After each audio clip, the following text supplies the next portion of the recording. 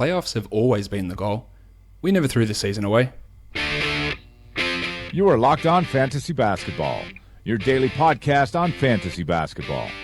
Part of the Locked On Podcast Network, your team every day.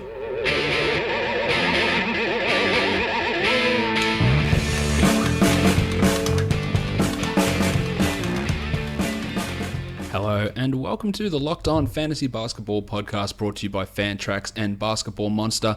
My name is Josh Lloyd and as always you can find me on Twitter at redrock_Beeble. We've got action from Saturday to break down. We've got the games for Sunday to preview. So let's get to it. Apologies for you guys on YouTube. Yesterday's video, I screwed the audio up. It wasn't recording through the microphone. It was trying to record through the actual computer speakers, and therefore it was screwed. You couldn't hear anything, so I deleted the video. I do apologize for that. Sometimes my brain doesn't work at 100% capacity all the time, and that's exactly what happened there. Just forgot to switch the audio input over across on the video software, and it was recording a horrible sounding audio. So that's why there was a show yesterday which you could listen to audio only, but for the YouTube people it wasn't there, it wasn't available because it was unlistenable to. But in terms of the audio stuff, that obviously came through fine on the podcast side of things. Let's start off with the monstrous line of the night. It's been a while since this guy's had his name mentioned in this area, and that is Steph Curry of the Golden State Warriors. He handled the Clippers. The Warriors dismantled the Clippers. That's probably the best way of phrasing it. Steph only played 29 minutes. They won by 46 points. Steph dropped 43. He hit 9 triples. He had 9 boards, 6 assists. He went 15 of 23 from the field, and he hit all 4 of his free throws. After, you could argue it's been probably a little bit of a slow-ish start for Steph, he is still the 6th-ranked player for the season, averaging 25, 4, and 6, hitting 4 triples a game with 1.6 steals, and that efficiency is at 92% from the line, 47 from the field, and 41% from 3. So still, awesome numbers, but not out of this world, what the hell's going on type of numbers, which is what Steph was doing last season. So if you took him in the top 4, it's not actually a horrible result to have him ranked 6th. Again, you don't want to take guys in that zone who completely bomb and you take them in that top 4 or top 5 and they end up being a top 20 player. That can really hurt you. If you grab a guy at 1 and he ends up at 3, or 3 and he ends up at 5, it's not the end of the world. Now, if you took Steph at 1, it was probably the wrong decision in the first place. But that's whatever. When he drops to 6, that's not the end of the world. He has still been useful. We've just seen his usage drop by 3% this season, and we've seen his true shooting drop by 4% as well. And that's been the major difference, I guess, in what's happened with Curry so far this season. He's playing a little bit less minutes, he's scoring less, the usage is less, the efficiency's down, but he has got room, maybe not to increase the usage, but definitely to increase his efficiency for a strong back half of the season. So a huge night from Steph as the Warriors looked unbeatable. Is that fair? They looked ridiculous against the Clippers. The waiver wire line of the night. He did make us proud. Jim Johnson, Armada, only son. He is the waiver wire line of the night. It's James Johnson of the Miami Heat. Now, I've been talking about he'd had a couple of stinkers recently, and I said, look, there was a few things that were going against him. The shots weren't falling, and then he ran into foul trouble. But I said if he hit the shots, then the numbers would look good. He hit the shots. He went 7 of 13 for 18 points. He had 8 boards, 5 assists, 2 steals, 1 block. That is a perfect example of what Jim Johnson can do. He should be owned in all leagues. Yes, that was a real stinking run, but over the last 2 weeks, he's still the 120th ranked player. But it's coming because he shot 37% from the field in that time, and that's a horrible percentage considering he's a 47% shooter on the season. So you look at that, and that's, again, part of what I always like to look at where there's cold or hot streaks is what's happening with the shooting. Is it way off? And yes, it was way off for this one. We'll talk about another one of those a little bit later on, but it was way off, and that's why I held the faith, because he was still getting the steals. He was still blocking some shots. He was still passing the ball at a very, very high rate, and that's been something. James Johnson over the last month is averaging 4.9 assists per game. Last year he was at 1.2. And you can look, okay, he's playing more minutes. Per 36 numbers, he's at 6 assists per game per 36 over the last month. Last year, 2.6. He has turned into a facilitator. He has turned into a neck-tattooed Draymond Green. He is a guy that is just running so much for this, and he's running so much for this team. And this team is the Miami Heat that has now won 7 straight. 7 straight for literally a team who is running out guys and playing big minutes to Wayne Ellington, Scooter Magruder, Luke Babbitt. Like, what the hell is going on with this team? The NBA is really screwed at the moment. It's screwed in just terms of things going upside down and weird stuff going on, and the Heat are leading that charge. They are flying at the moment. They're playing themselves out of a top 3 draft pick at the moment, which I'm sure, once we see how good Markelle Fultz or Josh Jackson or some of these other players end up being in the NBA, they might be regretting.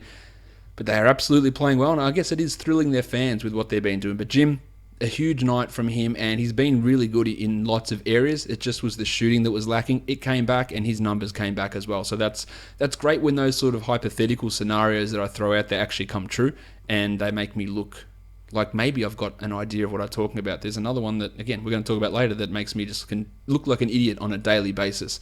And shout out to Isaiah Thomas. The young gun of the night, Karl Anthony Towns. Apparently Townsy was sick and didn't make it out to shoot around on time because he was sleeping out the back. He got out, I think, 8 or 9 minutes after shoot around started, got out there and just casually dropped to 37 and 13 night with 2 triples and 4 blocks. And again, part of his early season slump, well, not part of it, the entirety of his early season slump was because he couldn't hit shots. He's gone at 50% again now. He is the 5th ranked player over the last month because he's shooting 55% from the field.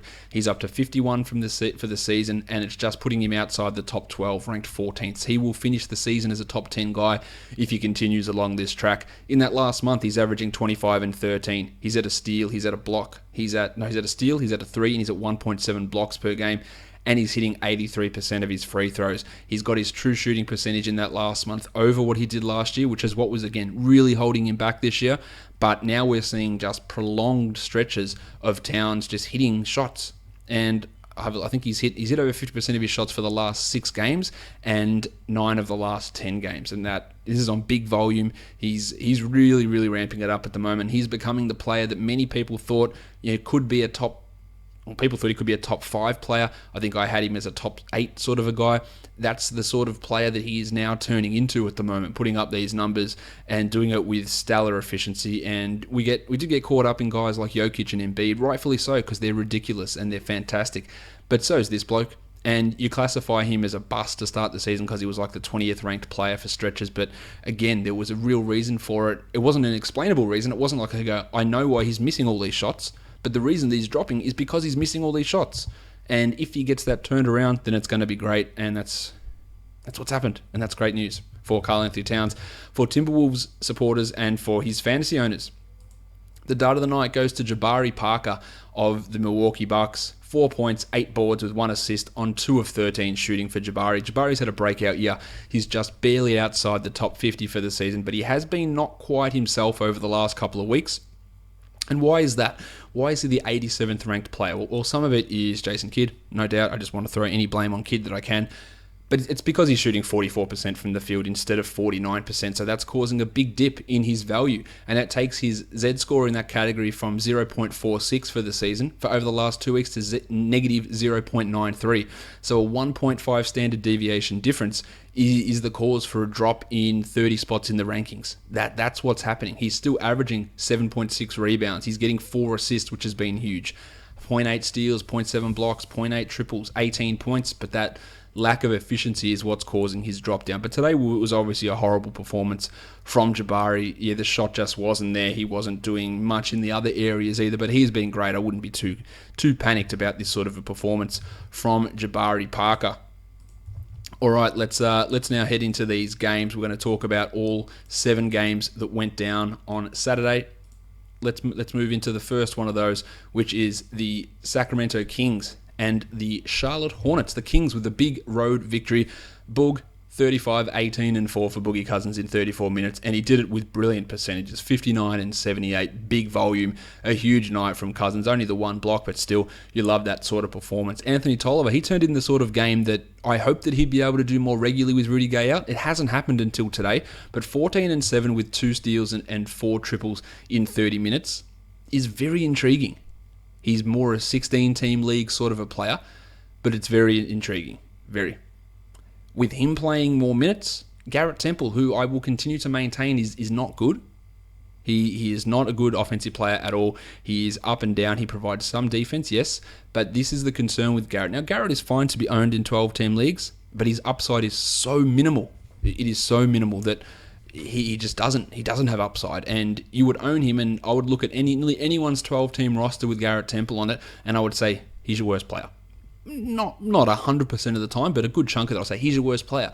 So what does that mean? Does that mean he's worth holding through the ups and downs? A lot of the time, no. Again, he's been putting up solid-ish numbers, but his upside is so minimal, and this is 2 stinkers in a row from Garrett. Let's watch to see how this Temple, Tolliver, Corley Stein, not really Corley Stein, but how that sort of scenario plays out. Big minutes to the 2 point guards. Darren Collison played 35 and scored 17 with 2 assists. He is really flying at the moment. Obviously, he should be owned. While Ty Lawson also got 32 minutes. Wasn't a great night from Ty. 5 points with 9 assists. He is a borderline 12, probably more a 14-team league guy in most scenarios. Big Azza Aflalo, 13 with 4 assists. Just chalk those 4 assists up to 4 assists that you never should expect from him again. But he's had a couple of decent nights in a row, but just leave that to the very deep leagues. While Malachi Richardson turned in a nice little 2-point performance in 13 minutes, but I like that he got the minutes. What about Will Cauley-Stein? He had 13 points in 14 minutes. That's obviously a huge chunk of production, but we cannot trust Cauley-Stein. He's not getting enough minutes to even be on the radar or even on the watch list at this point. For the Hornets, Kemba, 26, 3 and 7 with a steal and a block and on 50% shooting. And just after I said Nick Batum a couple of days ago is going to be a punt field goal guy, he's gone out and shot 55% for 19, 7 and 7 with 40 minutes. So big numbers from the Hornets, big 2 guys, but the rest, with Cody Zeller out, they struggle. He is so important. And again, you could say the name Cody Zeller to any NBA fan, I reckon. You could say he is the 3rd best player on this Hornets team and one of the most indispensable. Well, he's the 3rd most indispensable team, and he is really good. And people would go, "You're joking." Yeah, that big goofy white guy from Indiana. People don't know how good Cody Zeller is. He is very good. It doesn't necessarily translate to fantasy, although I believe he's under-owned. But he is very good, and he is integral to what they do, because Roy Hibbert and Spencer Hawes, they can't do it. Hawes had 12 and 7 in 28 minutes. Now, he puts up the fantasy stats when Zeller's out. There's no denying that. We've said that over and over again. But he's just not a good player. Marv Williams had 14 points with not a lot else, while Ballinelli had 7. And Jezza Lamb out of the rotation once again. Kid Gilchrist only saw 19 minutes, but he battled foul trouble, so that's part of the reason. He still had 4 blocks and a steal with 9 points and 6 boards. MKG definitely can be used in 12s if you're just looking to deal with his specific categories, but he's far from a must-own type of a player.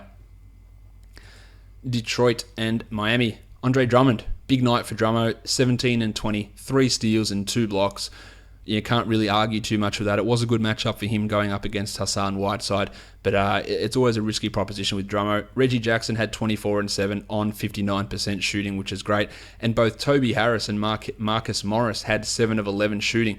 Toby had 16 points.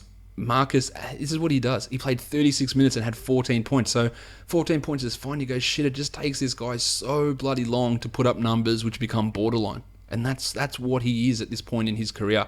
Johnny Lure, the fishing rod, he had 8 points in 24 minutes, a rebound and an assist. He's still fine to own in 12s, but obviously not exciting, while KCP was horrible. 2 of 11 for 5 points with an assist and a steal. He'll be better than that, but don't overrate him. I think a lot of people do overrate Kentavious Caldwell-Pope, and not everyone does, but I do get the occasional, should I have KCP or Reggie Jackson? To me, that's an absolute no-brainer in favour of Reggie Jackson, but some people do overrate Caldwell-Pope a little bit. For the Heat, there was no Joshy Richardson again, no Tyler Johnson. Hassan Whiteside was back, but he wasn't good. 9 and 12. At least he had the 2 blocks, but he has been really, really struggling these last couple of weeks. It is buy low season, but it is very buy low season. It is throw Cody Zeller at him if Cody Zeller wasn't hurt. That's the sort of level. Throw Marvin Williams. Throw Michael Kidd-Gilchrist. Throw anyone, because the Hassan Whiteside owner is pissed in the majority of cases. I wanted 3.7 blocks per game from this guy.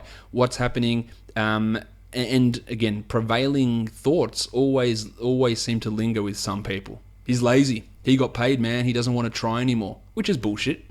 But that does prevail amongst people. Nah, man, he got his contract. Once they get contracts, people stop playing. Not true, but that goes through. So they're pissed. They wasted a pick on him, so they believe. And you can get him for, throw Marcus Morris at him, throw Toby Harris, throw the fishing rod, throw any of these guys and see. And go, you hate Whiteside so much, why don't you give him to me? But you do have to watch for punt free throws with him. Goran Dragic, 23 points with 4 assists, was a decent night from him. And Wayno Wellington, he's putting up some good numbers. 34 minutes for Wayno, 19 points with 5 triples. But as always, whenever I look at Wayne, let's look at the field goal percentage. Oh yeah, he went 7 of 10. So he pulled that out of his ass. He's just as likely to go 30% in the next game. And he gives nothing in any other area. So he's a great point stream. He's a great 3-point stream. He's a great GPP DFS play. But he's shithouse at everything else. So he's not a 12-team league guy that I'm interested in. Scooter Magruder had a nice one, 12 points in 26 minutes with 2 triples for Scooter. And of course, with Hassan back, Will Reed went back to the bench and he had 2 points in his 19 minutes. Also, Dion Waiters. Remember that efficient Dion Waiters? Not so much. 17 points on 18 shots. Still had 7 assists, but you are going to cop it. You're going to cop it hard with the field goal percentage with Waiters the majority of the time, and that might be the difference between owning him or not owning him. But whilst Joshy's out, whilst Tyler's out, he's fine. Once they come back, he is not getting these minutes. He's not playing 34. He is not taking the most shots on the team. He is not dominating the ball. In fact, he should never be dominating the ball in any scenario. But it does happen, especially when 2 of your best guards are out of the lineup. This is the guy I want to talk about because... Next game, Boston, Milwaukee. Isaiah Thomas. 41 minutes for Isaiah, 37 points, 6 triples, 3 rebounds, 8 assists, and 1 steal. And he did it on 11 of 21 shooting, which calculates at 52% shooting.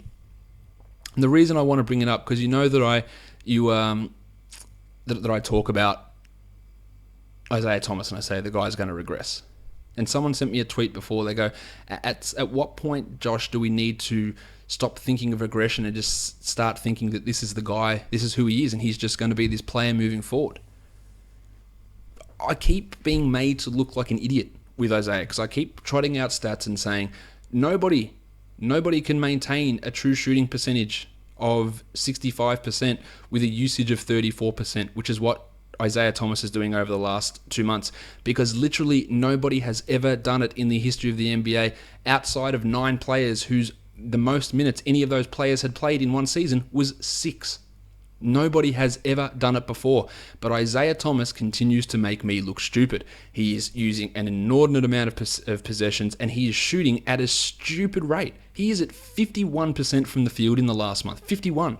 46% from 3. That is a 67% true shooting. So not only did I say, oh, you can't maintain 65 true shooting and 34 usage, he went, yeah, what, Josh? What are you talking about? I'm going bigger. I'm going 67% true shooting. I'm going 35% usage.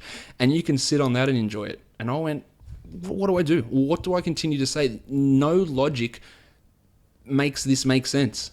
Nothing makes sense. It never happens with anybody. Shaq couldn't do this. Hakeem. Then they couldn't do this. They couldn't shoot this efficiently with this many possessions. Nobody can ever do it. Nobody. Ever. Michael Jordan could not do this. LeBron cannot do this. How is this happening? How is it continuing to happen? He is at 62% true shooting on the season with a usage of 34. How is this happening? He is either going to have the best offensive season almost of all time, efficiency-wise, or he is going to crater his ass off and be a bum for the last 2 months. Like a bum. Like a guy that comes out on 48% true shooting for 2 months. I don't think it gets that extreme, but I still, for all the evidence to the contrary, I cannot believe that this continues to happen.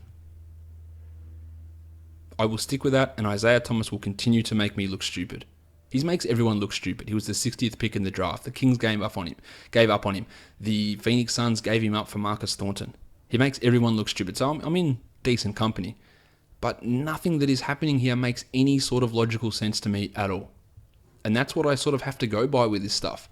I have to go by, does it make sense that this can happen? And the answer is clearly no. But it's clearly happening. Jay Crowder also is on a real run at the moment. 20 points, 6 rebounds, 4 assists with 4 triples as the Celtics got over the Bucks in overtime. And Kelly Olynyk, yes, this is my Kelly Olynyk. 36 minutes for Cal, 17-7 with 3 assists in those 36 minutes with Al Horford out. This is what I want him to do every single night. But I'm realistic. I know that this will not happen. I think it's the best, but I know it won't happen. Jaylen Brown played 28 minutes, 9 and 8 with 2 steals and a block. His role is going to diminish significantly when Avery Bradley comes back. So it's been nice and it's been good seeing some increased production from Brown, but it's not sticking. While Amir Johnson played 25 minutes, had 11 and 7. Jonas Jerebko was a stinker, missed all 4 of his shots for 0 points in 18 minutes, and he started. So it's going to be real interesting to see what Stevens does when Horford comes back. Does he keep Amir? Does he go with Jonas? Does maybe Kelly Olynyk get a chance to show the NBA world that he is in fact the 5th best player or the 6th best player on this team? I think that he is, clearly. It's Thomas, it's Horford, it's Smart, it's Bradley, it's Crowder, and I think the next player is Olynyk. But he hasn't really had that opportunity to shine, and if he gets a 25-plus minute role, then he's a must-own player. It's as simple as that, in my opinion. For the Bucks, Thon Maker. Yep, Thon Maker started. Miles Plumlee to the bench. John Henson. At least we got the 3 center rotation back in action. Johnny Henson was back in action for 7 minutes. Now, Jason, I could have told you that Miles Plumlee's bad. I could have told you that John Henson's bad. But changing every 2 games, it's a weird situation. It's great seeing Thon out there. He's not ready for it, but it's good seeing him out there. Why do you just refuse to say, I can't start Greg Monroe? Like, what is it about that? There's just, I cannot, like, I can't start him. And as I say all the time, the excuse that comes out, we like him better with the bench unit. Like, Jason, everyone plays with the bench unit. We aren't doing hockey subs. Everyone plays with the bench unit.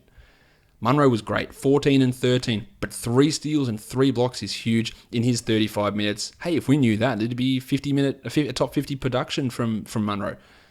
But it's Jason Kidd, so dickery is going to happen, and we're going to see 17 minutes for Greggy in another game, and the Bucks lose this one too. As for Thon, that's a 30-team league ad. It's maybe a 20, but he had 4 and 2 with a steal and a block. But I will say this, he looks better than Miles Plumlee out there. He's maybe an equal to John Henson. I'm not a big John Henson fan, as you are well aware. So, maybe in a 16 team, let's take a flyer. It might be able to be done, but he's just not going to be able to play big minutes and have big impacts. The Michael Beasley roller coaster continued. 20-plus minutes, big points. 20-plus minutes, big points. 20-plus minutes, big points. DNP CD, DNP CD, DNP CD. 22 minutes, 17 points. Work your shit out, kid. 17 and 8 for Beasley in 22 minutes. While the point guard mess, what was going on there? Well, of course, we gave 33 minutes to Tone Snell. He had 12 points with 4 triples. Daly had 14, 3 and 6 in 28. And Brogo played 32, 11, 2 and 5. Remember Rashad Vaughn played 30 minutes in the last game? DNP CD. This is why I think Jason Kidd is a horrible, horrible coach. What was the point of Rashad Vaughn playing 30 minutes in the last game? What was the point? What was any point of it? None. The answer is nothing. There is no point to it.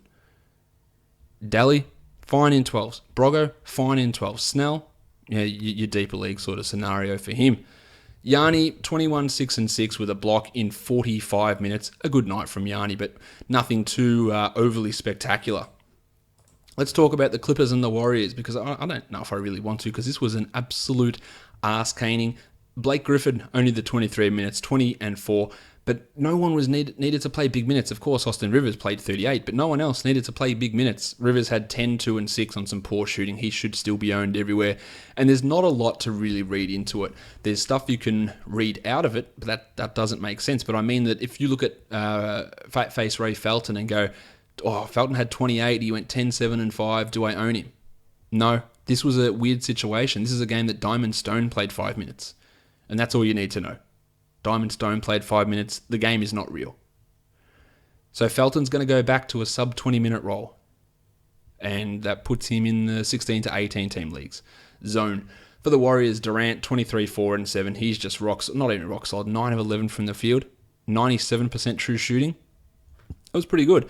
How's the Draymond Green line? Just the 26 minutes. 5, 5 and 5, 2 and 2.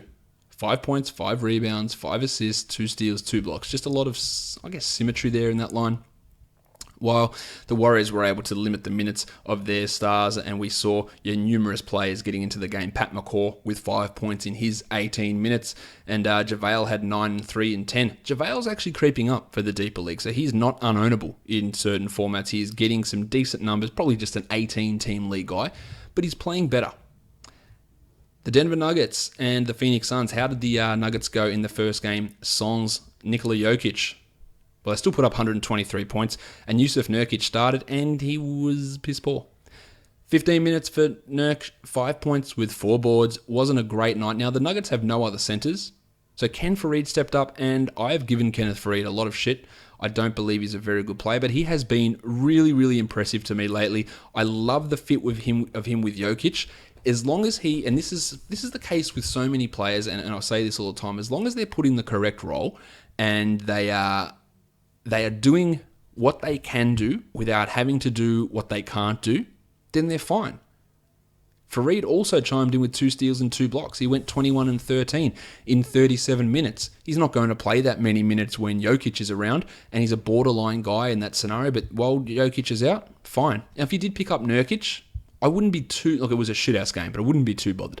But what this really does is it makes us think back. Let's think back to November. Let's think back to October.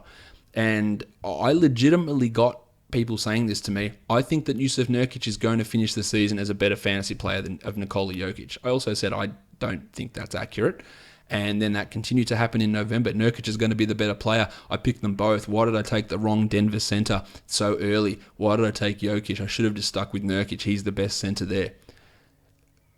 No. And then it makes us think back to Michael Malone. You know what? I don't fault Malone at all for trying them out together.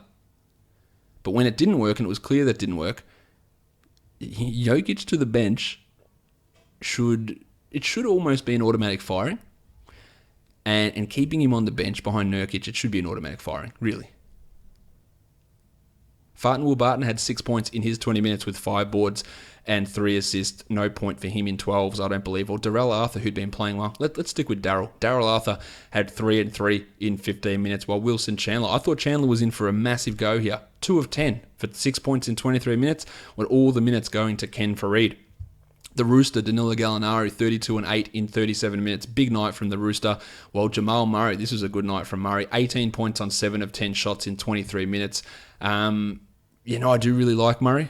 I'm not quite as big of a Murray fan as what, say, Nate Duncan is, who is the Murray cheerleader, but I do believe Murray's going to be a very good player, and I do value him highly in dynasty formats, but I don't think he's going to be knocking on the 12-team door this year. Jameer Nelson, as long as Manny Moutier's out, he's worth it 17, 3 and 6 in 33 minutes. And what about Gaz Harris? Big night from Gaza, 15, 8 and 4 with 2 steals in those 35 minutes. He's had 2 poor games since he came back, 2 good games. I think he's a very, very underrated player, and he's almost in that Cody Zeller zone of players that people don't know about that are actually really good. For the Suns, Eric Bledsoe couldn't get the victory, but he got himself a career high, 41 points in 45 minutes, 6 rebounds, 8 assists, 2 steals. Yeah, he's been huge for the last 2 months, Bledo. And Tyson Chandler, well, when you can play Tyson Chandler 40 minutes a game, any opportunity you can, you have to do it. I think it's an NBA bylaw that any opportunity you can get to play washed-up players as many minutes as possible, let's do it. 40 minutes for Chandler and 36 minutes for PJ Tucker, fantastic. 15 and 13 for Chandler with 2 steals. Now, they were both actually good, so it is hard for me to be too critical, although they lost by 11 points to the Jokic-less Nuggets. PJ Tucker, 12, 6 and 5 in 36 minutes. Good night from him, but he's more a 14 to 16 team league guy. And we can look at TJ Warren and go, oh shit, that's yuck. Bad TJ Warren's back, but I will give him a pass here because it was foul trouble. 20 minutes, 6 and 5, but he racked up 5 fouls in that time, so that enabled PJ to get those minutes. It also enabled Leandro Barbosa to come into the rotation and play 16 minutes. Brandon Knight was basically disgusting. He was terrible. 2 points in 16 minutes on 1 of 8 shooting. Nothing too exciting about that. Obviously, not a great performance at all there from him. And Alex Len back to the 8 minutes with Marquise Chris getting his 17. So not a great night there. Devin Booker, 23 points, 8 of 16. That's fantastic. But then he turns in just weird, like a 7 of 11 night from the line. You go, what the hell is this? I didn't ask for that. That wasn't a great free throw night from Devin. And not much else in the other lines, but still a steady night, a good scoring night, and didn't tank your field goal percentage, which at this point with Devin Booker is always a plus. Let's look at Brooklyn and Minnesota. Karis LeVert was back. The minutes are creeping up for Karis. 27 minutes, 11 and 4, 2 steals, 1 block, 1 triple. You know that I like him. You know that I like him a lot. I do feel it's going to be tough for him to get 30 plus, but if you own him in 12-team leagues, or if you want to own him, who am I to tell you no? He's exciting. He's got potential. You know, I think he can be legitimately a top 75 guy probably next season. I think he can be that high. I really do value him, but he's going to have random rest days. He's going to have unofficial minutes limits, and it is going to limit what he can do. So if you're battling for the playoffs, LeVert is a high upside guy that maybe they give 30 minutes to in March. Maybe. I'm not even convinced of that. But I am convinced he's getting 25 a night each night that he plays moving forward. And that's going to be enough for 14s, and it's fine to hold in a I'm secure in the playoffs type of zone. But if you're really fighting, it's tough. Brookie Lopez was back 25 and 7 with a steal and 2 blocks, while Isaiah Whitehead had 10 points with 8 assists, and Spencer Dinwiddie, he had 13, 4 and 5. So the Nets point guards are actually putting up decent numbers at the moment. They're still more 14 to 16 team league guys though. Trev Booker, get on. You just don't own him. No point in that. And same with Shawnee Kilpatrick, who had 14 points in 25. Rondé Hollis-Jefferson, not a great night from Rondé. He suffered from some ankle soreness and lasted only 8 minutes, while Bojan Bogdanovic was horrific. He is a stream. He is a 14-team league sort of a player only. For the Wolves, Zachary Levine, he's back in business, 20 and 6, 2 assists, 2 steals, 1 block, 3 triples. Big night from him. And Shabazz Muhammad is really, really putting his foot on the gas. Loving what I'm seeing from Shabazz. Now, I haven't been a big Muhammad fan for a while, but I liked a few of the things that he started to do last season. He's not the best fantasy contributor because he's very much an empty points guy, but he's a beast offensive rebounding for his position. He's fantastic at that. He's a pretty high field goal percentage guy. He is starting to hit threes now. If you get 3 assists out of him a season, I reckon you're pretty happy with that. Not per game, like 3 assists total per season. You should count yourself lucky. But it was a decent night from Shabazz, and he is moving into that 14, probably 16-team league zone as he takes this role as the guy that gets nearly all the minutes off the bench, ahead of Nemanja Bjelica, who only played 14. Chrissy Dunn had 26 and went 2, 5, and 7. That just looks like a Rubio line, whereas for Rubio, he only played the 22 minutes as he got into foul trouble. But this is a very un-Rubio line. 14 points on 9 shots. 3 boards and 6 assists for Rick. 23, 3 and 4 for Wigo with a 111. You can't really ask for much more than that from Wiggins, to be honest. That is a nice night from him. And Gorgie Jang, 12 and 10 with 2 steals. So good nights from the Wolves as they really smacked it down on Brooklyn and won by 20 points in the end. Let's go to the last game of the night, the Memphis Grizzlies and the Utah Jazz. Mike Conley only needed 23 minutes in a 7-point victory, 28 minutes to get 23 points, 23, 3 and 3, 2 steals and 3 triples on great efficiency, while Marc Gasol, he did have to play Rudy Gobert, so that if you look at the stats and go, why are they a little bit down? It's Rudy Gobert. 18, 4 and 5 for Marc with 4 triples. Zachy Randolph, huge night from him. Now, him and JaMychal Green being able to work it out, it's basically impossible. 34 minutes for Zach, 28 and 9, while Green had 9, 4 and 2 in 26. That's just as likely to mean we get a 15 and 10 double-double from Green in the next game, while Zebo goes 6 and 7. But Zebo's putting up numbers, and I'd have no objection to adding him in a 12-team league as long as you consider him one of your worst players and be ready to move on if it becomes necessary. That's the word I'm looking for. No Chandler Parsons again. Almost impossible to hold him in 12-team leagues. While Jimmy Ennis started and had 8 and 4 in his 23. Still just a deeper league sort of player. JaMychal has no spot in a 12-teamer. For the Jazz, Rudy Gobert was solid, but he played Gasol, so that limits what he can do. 15 and 9 for Rude. 38 minutes, a steal, a block, good numbers. While Rod Hood, after an inauspicious return from injury in the last game, had 20 points with 4 triples, did it efficiently. You'd love him for 12s, on the fence in 10-team leagues, but this is a good step forward. Georgie Hill had 16, Gordy Hayward had 14, 8 and 5, and Alec Burks chipped in 15 points in 16 minutes, with Hood getting those minutes back, with Burksy playing a little bit more. Joey Ingles only saw 15 minutes, while Joey Johnson had 27. Now, this was a game that Derek Favors was out resting. It is getting tough to own Favors. I still would be okay with it, but he just, they in shooter-in, they just said he just doesn't have any life. Well, that seems like a little bit of an aggressive statement, like the dude's not dead. But the fact that he's just not feeling it at all this season, and I was all aboard just, Stash is going to come good, but the last probably week or so, there's no positive signs coming from him really, and not necessarily just his on-court play, just words that are coming out, rotations that are happening, the thought process of the team. Nothing positive is coming that way, and that's what I read into more than him having a 4-point game or an 18-point game. It's about how they're viewing him moving forward, or how the underlying thought process is. Trey Lyles was a disappointment. He's been a disappointment all year, to be honest. I really like Trey Lyles, and this is a great time to attack his owner in Dynasty, Deep Dynasty, and try and get him, because he has been horrible, and I think he can be better. 0 points in 21 minutes with 1 rebound. He can be a lot better than this, but he has definitely not shown it so far this season. He has been the opposite of good so far through. All right, let's take a quick break.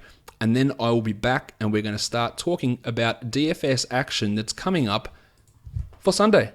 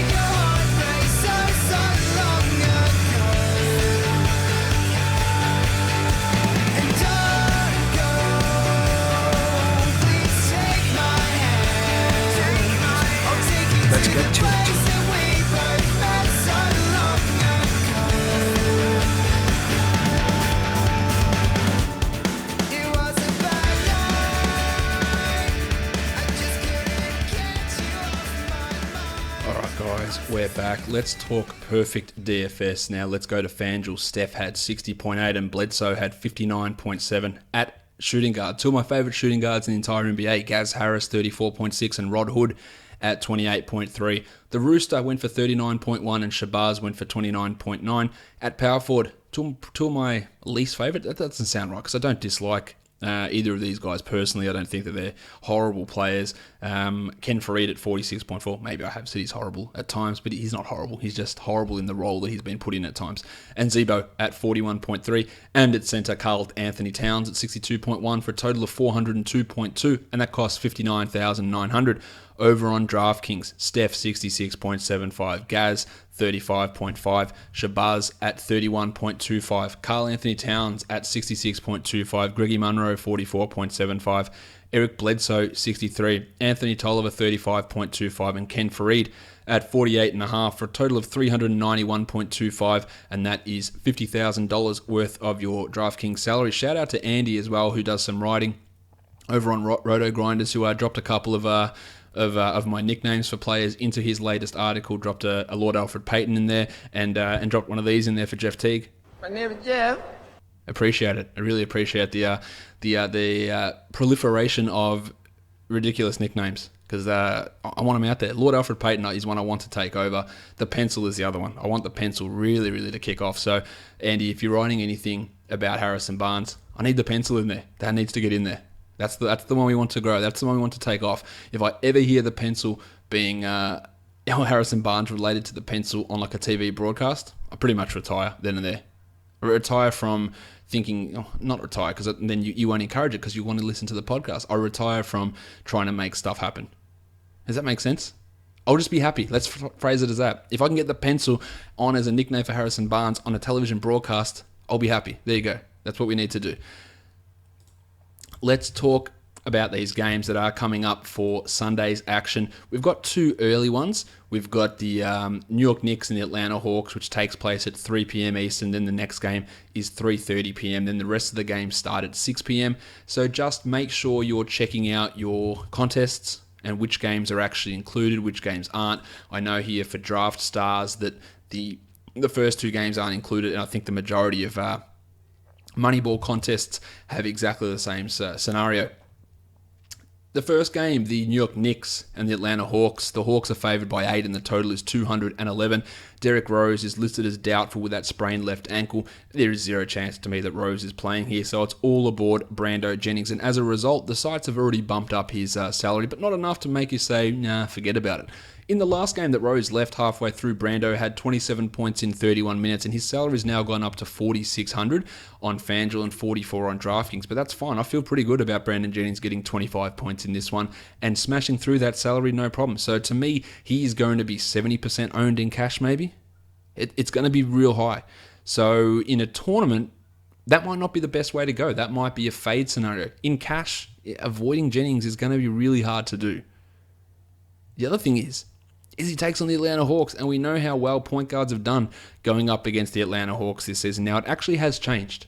That ridiculous run where opposition point guards could do everything they wanted to has changed. They're not as horrible as they have been at that position, but it is still something to bear in mind. At the beginning of the season, the Knicks were one of the hardest teams for point guards to go up against. That's not the case anymore. Dennis Schroeder, he's at 6,800. He has had a little bit of a quiet run, averaging under 30 over the last 3, but at 6,800 on FanDuel, I feel pretty okay about Schroeder being able to get close to 35 points here.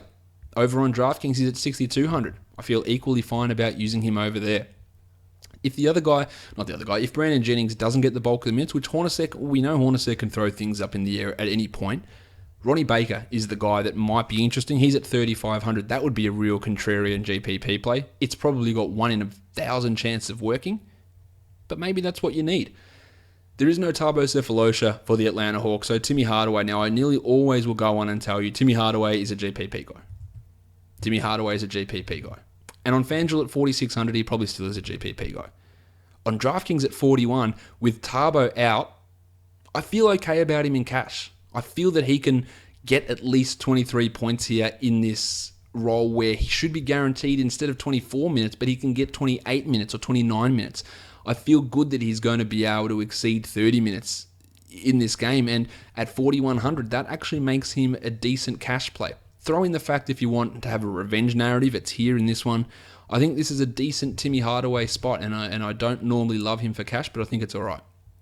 Justin Holiday, maybe he's a revenge factor as well against the Atlanta Hawks. He's at 3,600. He's actually put up some very nice numbers lately. He's averaging 17 over the last 3. 17 points at 3,600. That's 2 thumbs up, 3 thumbs up. It's however many thumbs up you want to give it. It's really good.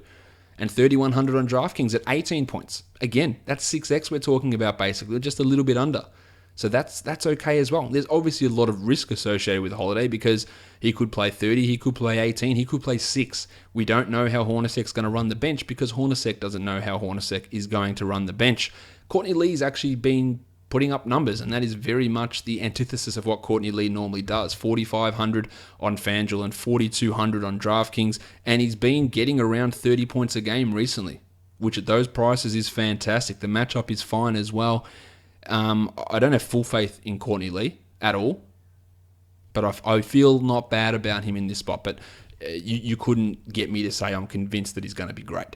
Kent Bazemore at 4,800, no Tabo. So again, just a few more minutes onto Kent, and it's Kent Bazemore though. He is more GPP than Tim Hardaway. He is less reliable than Timmy in my estimation. At 4,800, no problems with considering him. The 5,000 on DraftKings, again, no problem. But I wouldn't want to do it in cash on either site. Just look at him as a GPP sort of a player. Mallow at 8,000. I think it's a good spot here for Mallow. He did get ejected the last time he played against the Hawks from memory, but he has been crushing at a pretty good rate. In fact, his lowest score in his last 5, Mallow, is 33, which when you're spending $8,000, 33 points as a floor is not terrible. That's actually a really solid and safe floor number. He's at 74 on DraftKings, which feels spectacularly good. So I do like Mallow if you're looking to spend up a little bit at small forward. Mike Dunleavy will probably get some extra run. He's at 35 minutes, but honestly, apart from like a couple of games when he first started with Atlanta, he's been horrific for majority of this season. I don't feel that great about looking at him, while Mindaugas Kuzminskas has dropped off recently. Kristaps. Yep, he is now at 6,600. He dropped 27 in the last game, so still not enough to get to that 6,600 zone, but you have to keep considering him a GPP guy. I won't stop considering him a GPP guy. 6,100 on DraftKings is super appealing. I don't have the cash reliability at all, but I think that he's a pretty good GPP option. While Paulie Millsap, not a great game in the last one for Paul when he dropped 14 points on DraftKings, and his numbers haven't quite been there, but this matchup is good. It is tasty. He's averaging 42 on DraftKings the last 3 times he played the Knicks. He is still averaging 34.5 points the last 5 games, including that 14-point turd burger. So I think Paul at 76 on DraftKings and the 8,000 on FanDuel is okay to look at. I wouldn't trust him a huge amount at this point, but if I am going to trust him in any matchup, it's probably going to be this one against the New York Knicks. At center, Dwight Howard. Yeah, Dwight Howard. Joakim Noah. How are you going to stop Dwight? Now, Dwight's not awesome, but how's Noah stopping him? Bill, Cock. Like, none of these guys are going to be able to stop Dwight Howard to a degree. So Howard, I feel, is a really decently safe center option at that sort of a price. Now, at 7,300 on DraftKings, I'm probably not as high, but 73 on FanDuel, no worries. Now, as for the Knicks centers, who knows? Who has any idea? Nobody knows. Nobody has a clue. In the last game, Kyler Quinn had 26 points in 16 minutes. Bill Hernan-Gomez went 15 in 15. Now, who knows where the minutes are going to... One thing I do know is it's not going to be Noah. I want nothing to do with Joakim Noah at all. It's not going to be him. He's horrible. He's terrible. It's not worth looking at him. But Bill, Cock, one of these guys is going to put up numbers. We just don't know which. So that means in cash games, you can just scrub any notion of relying upon either of these players. In a tournament, Kyler Quinn has the better upside. He is a guy that can produce more in limited minutes. Whether he gets those minutes is something that we just don't know at this point. We've got no idea whether that's going to happen because Jeff Hornacek chops and changes like anything, like the wind blows. So it is a real tough scenario. You're ruling them out of cash game consideration, I believe. All right, let's go to the next game now. We're talking about the Oklahoma City Thunder and the Cleveland Cavaliers. The Cavs are favored by 7, and the total is 220.5 points. Let's talk point guards, of course. We talk point guards. We must start with Russell Westbrook, who now takes on the defensive might of Kyrie Irving. It's a good matchup for Russ. We know how good he can be. I feel okay about Russ. Now, it's a lot of money. It's $12,600.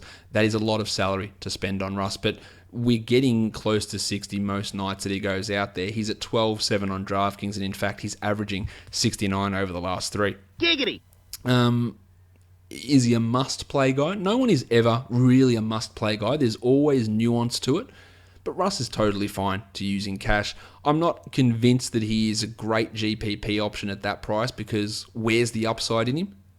It's still probably there because he can obviously drop 80 or 70, but dropping 70 at 12,700 is not really that exciting. It's not that brilliant. It's good, don't get me wrong, but it's not the same as dropping 40 at 3,500. So that's the little bit of the concern I have for Russ in a GPP sense. As for Kyrie, well, the Russ defense isn't good. 8,600 for Irving, averaging 47 over the last 3. Yeah, I just don't feel totally into it. 8,200 on DraftKings. I feel a little bit better at that, but I'm not totally in on Kyrie Irving in this matchup. I like Vic Oladipo, though. He's at 6,100. He's putting up some solid numbers. He's averaging 29 over the last 3. The defense-wise here, this is a matchup that shooting guards can really put up some numbers against the Cavs. He's at 57 on DraftKings. I really like Oladipo. Probably favor him more on DraftKings, but still, I think he's one of the better mid-price shooting guards that's out there. Iman Shumpert really struggled in the last game. That salary makes him almost a non-starter. 43 on FanDuel, 41 on DraftKings. That tops out any valuableness. That's not a word. Value's the word I'm looking for. That reduces that value, that increased salary. So that's a no from me. Small forward, Robertson. Nah, let's move on. Let's talk LeBron. He's at 10,700. I feel okay about LeBron. You know he's playing a shit ton of minutes. I don't think this is going to be a blowout scenario. So LeBron should be able to get to 50. And no concern. 9,900 on DraftKings, again, very little concern. That should be 50 plus, and that's almost a winning move over. No, it's not a winning move, but it's a pretty solid one. Now, a guy who could jump up in Enes Kanter's absence is Jeremy Grant. Now, he is a minimum salary player over on both sites, FanDuel and DraftKings. 35 on FanDuel, 3,000 on DraftKings. He's going to play some extra minutes. He can block shots in bunches. I don't feel great about him in cash on FanDuel. I would definitely feel okay about him in cash on DraftKings. At $3,000, I know I can get 20 points out of him.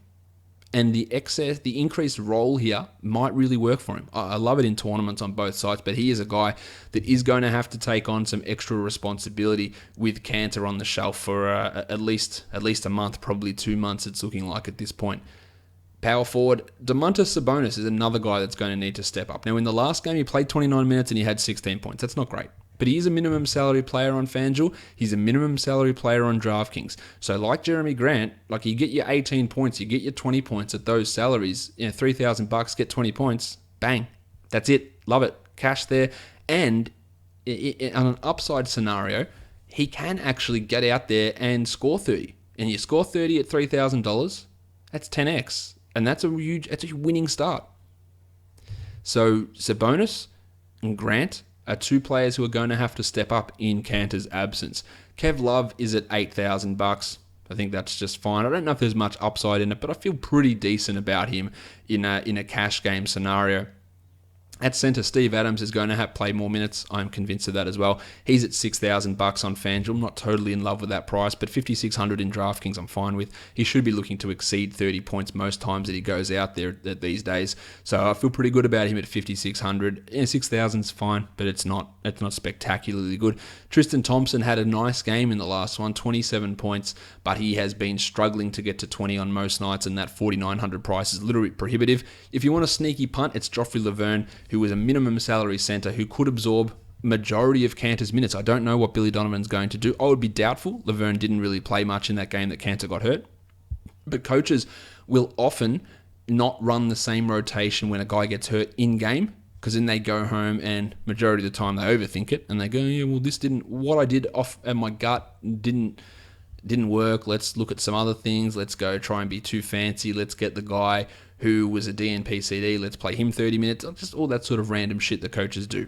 And that's an opportunity for Laverne. Of course, we are looking at him as a GPP guy and a GPP only guy. I don't think we can really consider him anything else at this point in his career. But I'm still a decent supporter of Joffrey. I think he can be a useful rotational player in the NBA. I'm sure that doesn't really matter too much at this point, though.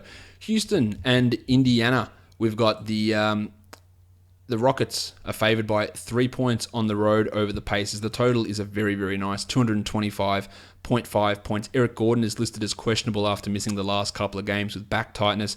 And for the Pacers, Kevin Seraphin is questionable with a sore knee. Rod Stuckey is also listed as doubtful with that hamstring, man. Stuckey's played about 2 minutes, it feels like, this entire season. Let's talk point guards.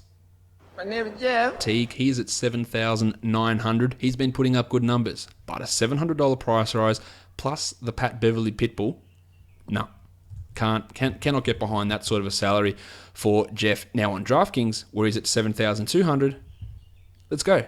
That's fine, totally fine.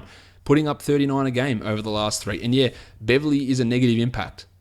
But you've got salary to play around with there with Teague, so I feel okay about using him. But at almost 8,000 on FanDuel, you can do better. Pat Bev at 5,600 has got an opportunity to take some extra shots with Gordo out. It's a good matchup. At 5,600, it's high, and I'm not feeling confident. 5,100 on DraftKings, I think that's all right. I'd probably still look at it as a GPP, but it's a much better price than what we see for him over on FanDuel.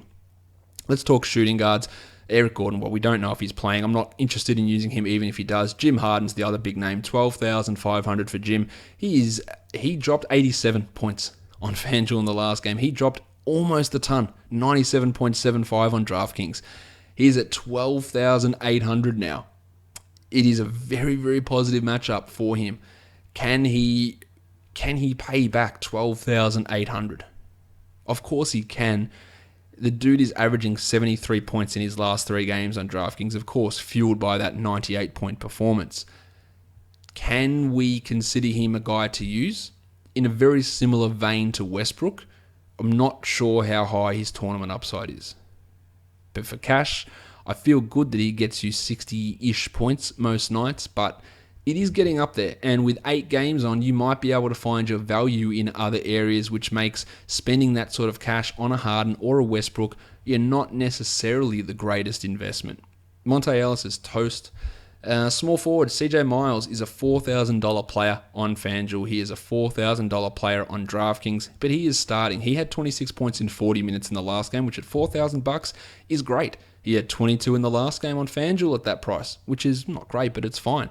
No issue using CJ Miles. I would restrict him to a GPP scenario, but he can go big, and he's one of those guys at 4,000. He gets you 37 points. It's a great start to a winning lineup. Trev Ariz at 5,300 has not been impressive lately. GPP's only there for him, while Paulie George is back in business in terms of his production, but also in terms of his salary, where he's up to 8,300 on FanDuel, and that makes me say, no, you've just pushed him back up to where he's been, and therefore that cuts out a lot of the value. Over on DraftKings, he's at 7,900, which is not bad. The matchup is good. The pace is good. I would feel okay about him on DraftKings. Marginally better than on FanDuel, but it's still not a great scenario when we were seeing him come in at FanDuel at 7,300, 7,200, and that was no-brainer territory, and that's what we want. We want no-brainer territory. With Gordon likely out, Sammy Decker is the bloke that's going to have to step up, but he's at 4,100, so I'm not really sure if there's any value in Sam Decker at 41, and at 4,000 on DraftKings, I'd say the same. Like, can he get 25 points? You might be pushing it a little bit. I really like Sam Decker, and he did have a huge game not that long ago when Ryan Anderson was out. But Anderson being out or Gordon being out is a little bit of a different story in terms of the role he plays. He still plays those extra minutes off the bench with Gordo out, but not necessarily enough to make him a brilliant type of DFS, GPP, puntish type of guy. At power forward, Rhino, yep, GPPs. Thad Young, just doing it all on the back of steals, but it's not meaning anything for DFS. He is priced at 5,556 on FanDuel, and he's not getting anywhere near those numbers. This is not one that I want to go back to and try and use. Now, let's talk centers here. Let's talk Indiana centers because it's more clear-cut. Miles Turner is at 6,800 over on FanDuel, and is at 67 on DraftKings. He's been putting up decent numbers, but nothing that's been really sensational or nothing that's really been blowing through and going, yeah, look at this is awesome. So I feel like he's okay. The high tempo helps him, but I don't feel great about it. Now, the Rocket centers, who knows? Was it going to be Nene that plays 26 minutes? Will Nene play 12? What will the table do? Will he play 24? Will he play 3? Will he be a DMP CD? One thing I feel confident about is Clint Capella's getting 22 minutes. He's at $5,000, and that to me, at 22 minutes, is too high. I really can't see that being a useful investment. As for Harrell, very unlikely that he plays, in my opinion, while Nene is not going to do what he did in that last game. If you want to use Al Jefferson, be my guest, but I wouldn't recommend that at all. He's $3,700, but yeah, it's just a very, very long shot to see big Al Jeff put up any sort of numbers that are gonna be useful for us in DFS land. Let's talk about the Washington Wizards. They're taking on the New Orleans Pelicans. The Wizards are favored by 1. The total here is 218 points. In terms of injuries, we're actually pretty okay here in this game, which is good news in terms of last-minute adjustments or anything like that.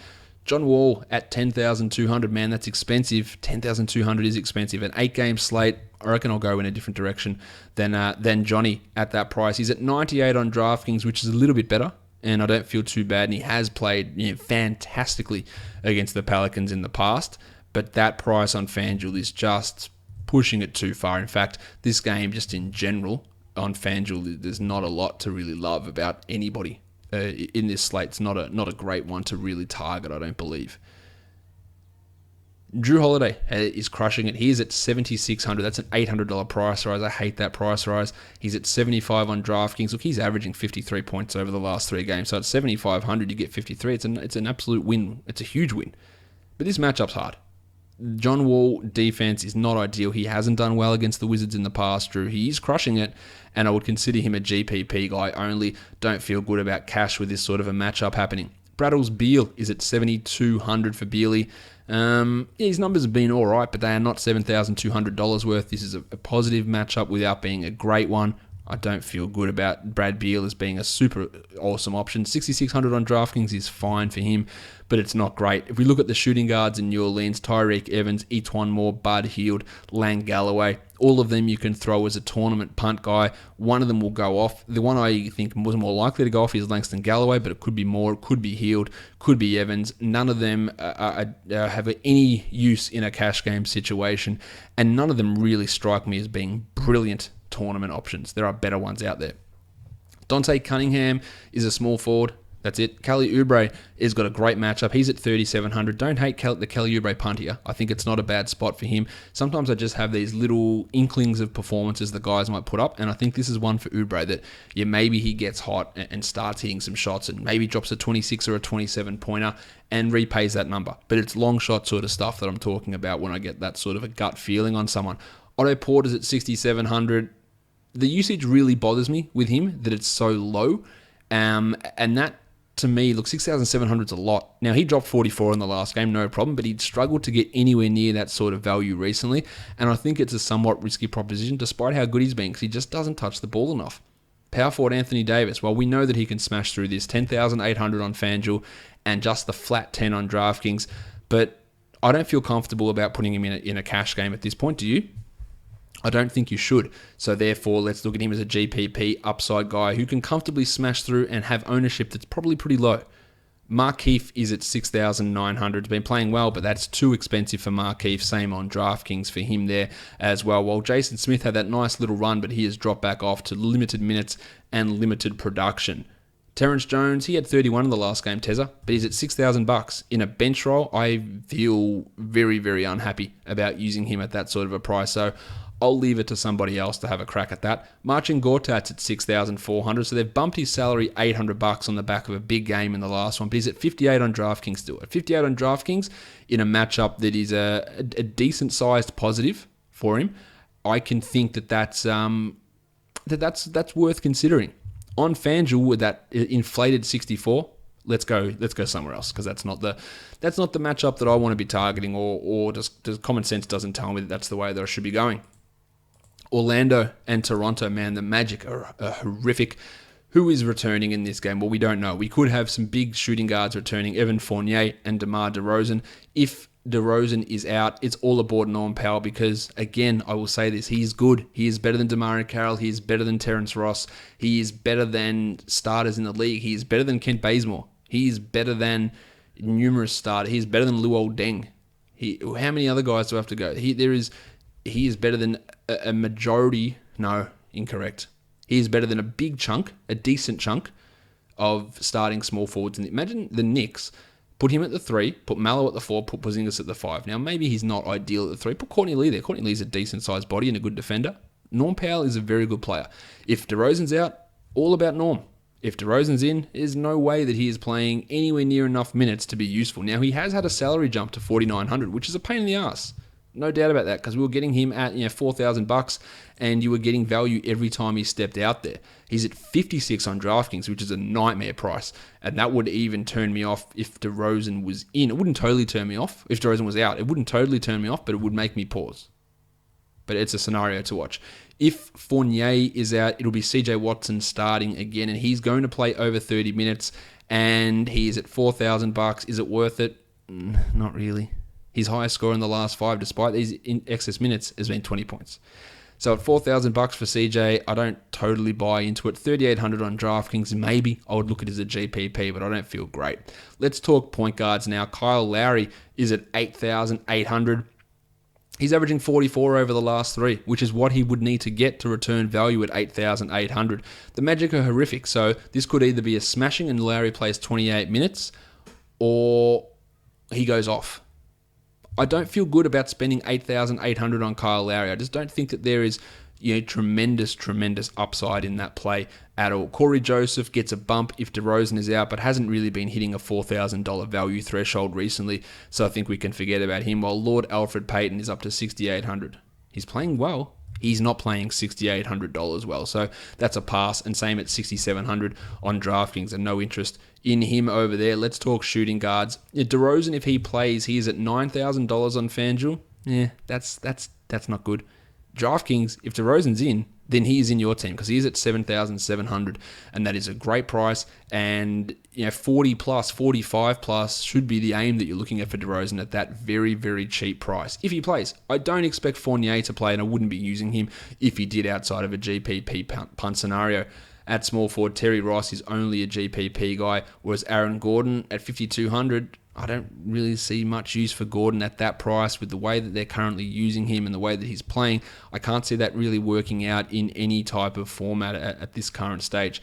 Damari Carroll, he's poor. He's averaging 16 points over the last 5. You can do better in nearly every scenario. Jeff Green went from playing big minutes to not doing anything at all in limited minutes. So that makes him just be a guy we look at it as a GPP player. If Fournier's back, there's no chance for Green. If Fournier's out, you would sneak him in as a punt option, but that's probably about it for Jeffy.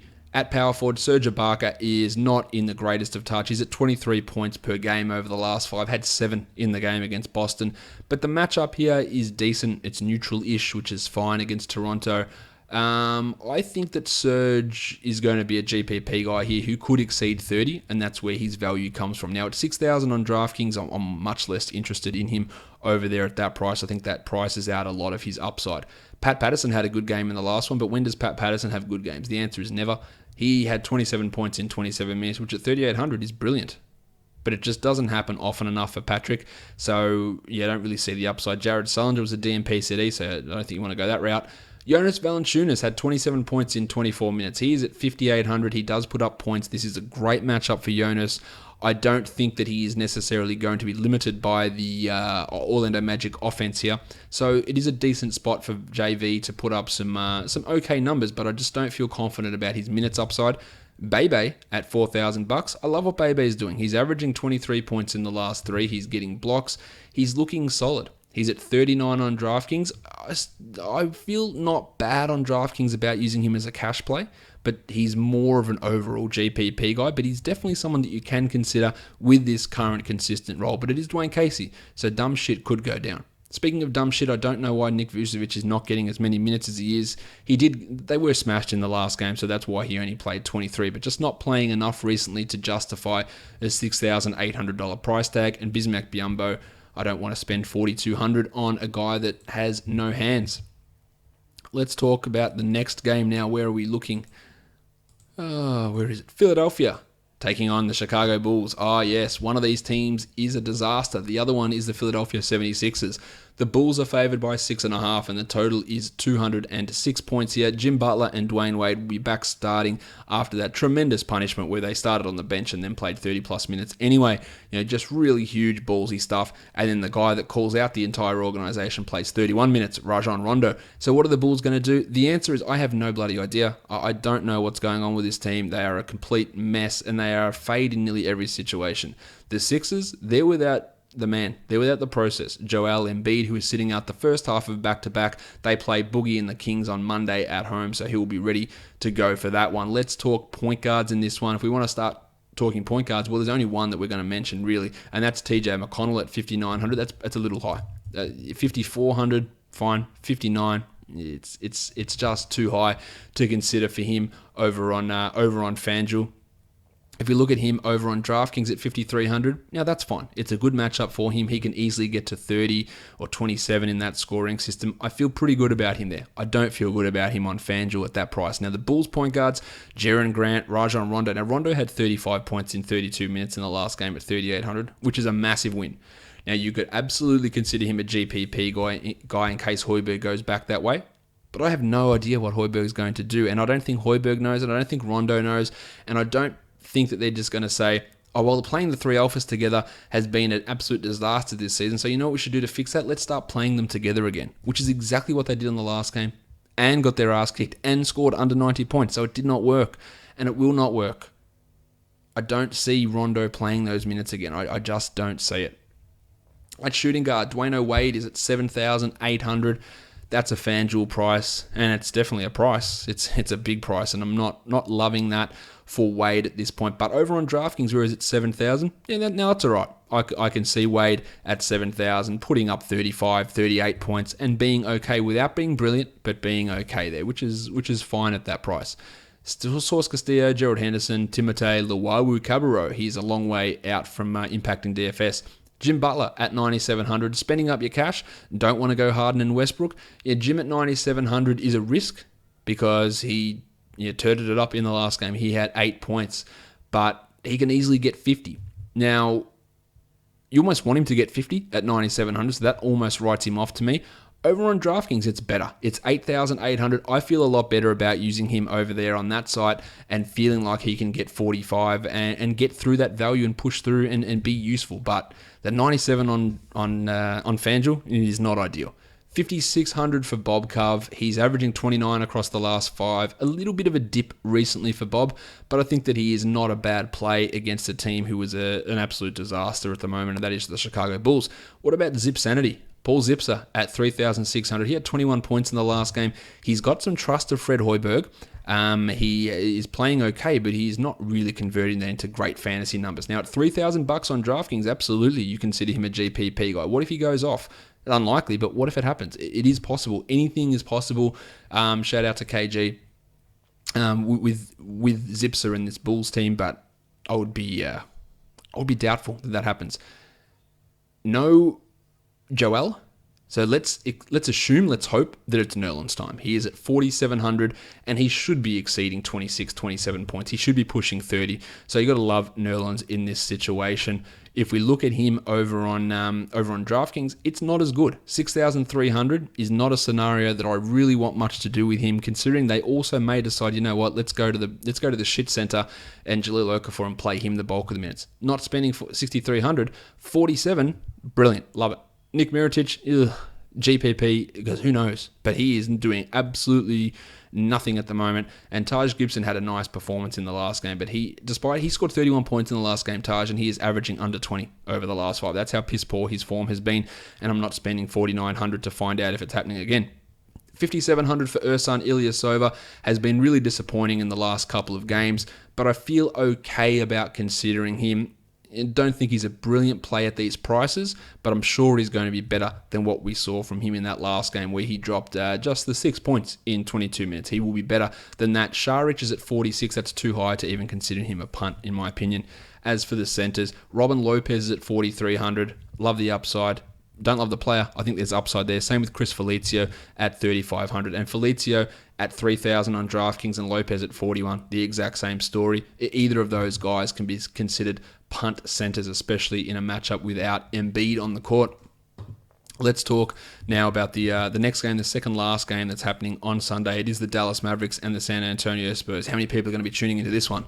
The Spurs are favored by 13, and the total is 196. Wes Matthews should be back, but Darren Williams will be out with that toe problem. So, a few things happening, obviously, in Dallas. Pierre Jackson has been waived after his hamstring problem. Let's talk point guards, and let's move on from point guards in the majority of cases here. Devin Harris is a minimum salary guy. He is probably going to be in line to start. Now, the Mavericks did sign Yogi Ferrell, who will play some minutes, but I don't think he's going to start. Devin Harris becomes an interesting player at that minimum salary. That's someone that you can consider, but I wouldn't be getting too worked up about using him or considering him to be some sort of savior for your lineup or anything along those lines. With Tone Parker back, Pat Mills is just not a viable option. Shooting guard, Seth Curry's at 4,000. He's had big opportunities lately. He's not converting it into anything, but I still feel good about him here, and I still feel like he's going to be able to exceed $4,000 worth of salary. Now, if we look at him on DraftKings at 5,200, that's a stay away to me. I just don't. He has not been taking full advantage of his opportunities, and 5,200 is a big chunk. At 4,000 on FanDuel, you love it. No issues at all. Dan Green and Manu, nah. Wes Matthews returning from a hip problem at $5,000 against the Spurs. I will look for other players at that position. Let's talk about the pencil at 6,200. He dropped 38 in the last game. Yes, it's Kawhi Leonard. Yes, it's a tough scenario, but I like him as a GPP guy. I don't think that it's a horrible option if you want to go mid-priced at small forward. Don't love it on DraftKings where he's higher at 6,500, but the pencil Harrison Barnes can be decent at 6,200. So it's not a complete write-off. It's not brilliant, but it's not a complete write-off. As for Kawhi, he is at almost $10,000, 9,800. I'd probably prefer him over, say, Jim Butler, but this pace is horrific. This could be a smashing, and that's the real concern to me here with Kawhi. Now, at 87 on DraftKings, that really talks to me. That makes me say, all right, that's a nice price. We can easily get 50 with Kawhi if a few things work our way, and he becomes a very nice GPP type of a guy. Dave Lee at 5,800 on FanDuel, and that's pushing the upper levels of where he needs to be. And same with 5,700 on DraftKings. That is a no-go zone for me. While Dirk at 55 had a big game in the last one, had 33 points, but I don't have a massive amount of confidence in him. What about LaMarcus Aldridge? He's at 7,900. That's a lot, and that's too much. 6,900. Giggity. Where he's on at DraftKings, that is fine. That is one I can use now. It is a shit matchup for him just in terms of pace, reducing things, but I think that that's worth a look on DraftKings, especially as a GPP guy. And honestly, I don't actually feel it's terrible in cash. I think it's all right to use in a cash game type of scenario. Dwight Powell was missing in the last game. Let's talk center. Dwayne Dedman, there's no way of trusting. Same with Andy Bogut. Probably didn't even need to talk center, to be honest, for this matchup. All right, let's move on now to the last game of the night. It is the Golden State Warriors and the Portland Trailblazers. The Warriors could win this by 60, to be honest. They have smashed the Blazers at times in the past. Mo Harkless has been upgraded to probable with that calf issue. Let's talk point guards and let's go to Steph Curry, who had a monster today, no problem, at 9,000. He has done very well against Portland. I still don't have full trust in him as a cash game guy, but in DFS GPPs, I don't know why I said DFS, in GPPs, this is the spot for Steph. This is a great opportunity. He's at 86 on DraftKings, which actually does maybe make him a cash play. But for GPPs, he is one of the better GPP guys out there. Same as Dame Lillard at 8,300.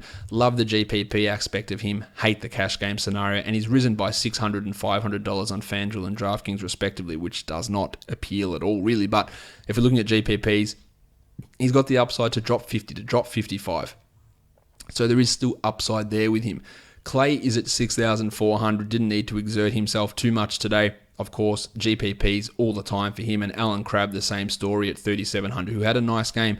But if Harkless is back, it's going to limit Crabb's upside. CJ at 8,000, that is too expensive. I want nothing to do with that. At 71 on DraftKings, it's probably pushing a little bit too expensive, but it is still usable. Whereas on FanDuel, he's basically unrosterable at that price.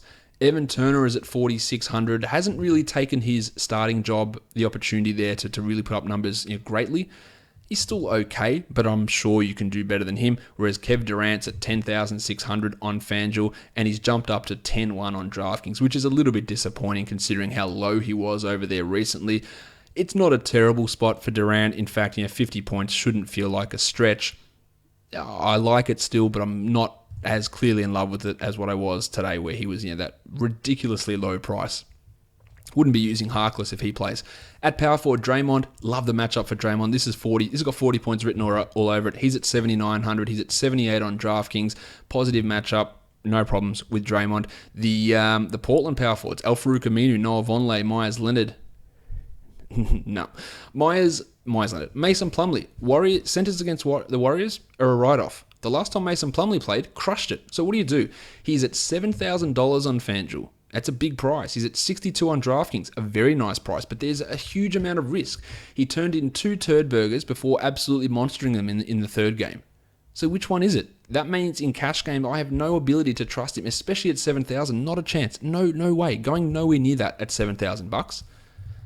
But at 6,200, I would be marginally tempted in cash, but I love it for GPP because we saw him go off. We also saw him do nothing, and that's the risk. Now, his minutes have been up. He's averaging 32 over the last 5, but the Warriors have an uncanny knack of saying to centers, you're playing lots of minutes, are you? Okay, cool. Well, now you're not going to be able to be on the court for half the game.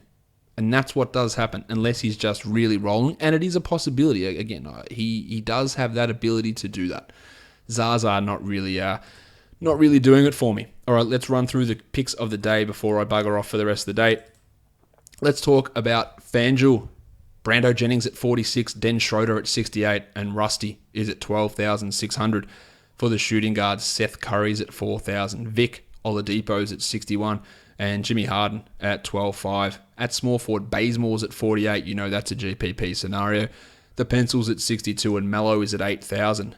At power forward, Nerlens 47, Serge at 57, and Love at 8,000. And at center, Rob Lopez 43, and Dwighty Howard at 73. On DraftKings, Jennings 44, Jeff Teague 72, and Rusty at 12,700. At shooting guard, Timmy Hardaway 41, Oladipo at 57, and Jim Butler at 88. Small forward, Miles at 4,000, Mallow at 74, and LeBronald at 9,900. For the power forwards, Domantas Sabonis 3,000, Mellows at 74, and Kevin Love's at 8,000. And at centre, Cristiano Felicio, 7,000. No, he's not. He's 3,000. Sorry. Steve Adams, 56, and Tony Davis at $10,000. For the Aussies, Moneyball, Jennings, 36, McConnell, 54, and Russ at 12.6 at shooting guard. Timmy Hardaway, 46, Dwayne Wade's at 69, and Jimmy Harden's at 12.3. For the small forwards, CJ Miles is at 35, Paulie George is at 73, and LeBronald is 10.5. Power forward Dave Lee's at 45, Kev Love's at 72, and Draymond's at 82. And the centre, Nerlens Noel, 45, and Steve Adams, 55. On draft stars, Devin Harris, 5,000, TJ McConnell, 8,150, and Kyle Lowry, 14,550. At shooting guard, Miles, CJ, 7,150, Dwayne Wade, 12,1, and Jim Butler at 16,4. At small forward, Sammy Decker, 5,850, Ersan Ilyasova, 97, and Draymond at 15,650, sorry. At power forward, Bebe's at 69, Nerlens is at 86, and Tony Davis is at 19,9. And at centre, Chris Felicio at 5,000, Mason Plumlee 10,850, and LaMarcus Aldridge 14,250. We are done here, guys. Follow me on Twitter at redrock_Beeble and give the podcast a rate and review if you could on iTunes, and subscribe if you're watching on YouTube as well. That would be greatly appreciated. We are done here, everyone. Thank you so much for listening, everyone. See ya.